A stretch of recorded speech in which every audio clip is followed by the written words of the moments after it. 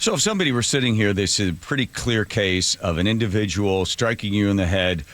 They also, because they had reinforced the human fist, this could be a felony offense because when someone strikes you that way, it's not just a misdemeanor because there's intent to do bodily harm.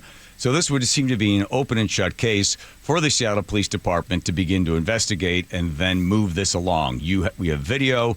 There you are. You've got the diagnosis from the hospital. And this should be a nice little package, little bow. Go pick up the individual that did this. What happens next? Luckily, there is now a detective on it pursuing it as a felony assault. But the problem is, if the prosecutor doesn't want to take it, and there's nothing that can be done about it. And as of right now, it's been days since I talked to the detective. And, he's a great detective, great guy. He's really seems like he cares.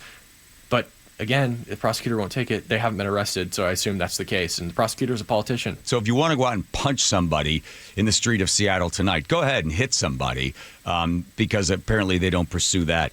So because he has an enforced fist, then it becomes the felony, so then it could get more.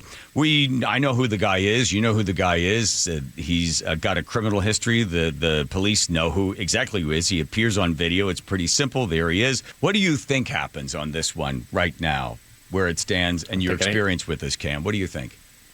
I don't think anything happens. Another thing they told me, too, is when I was filing my report is the prosecutor also doesn't pursue anything related to protests. Now, I assume that probably has some kind of cutoff where it's like, if you kill somebody, presumably that gets pursued, right? But where is that cutoff? I imagine this probably falls below the cutoff of will it actually be pursued related to protest? Because, again, at UW, they did $1 million in damages and lit fires around the campus. I don't think any of those charges are being pursued. So I can't imagine they're going to do anything about the journalist who gets the crap beat out of him at the federal building.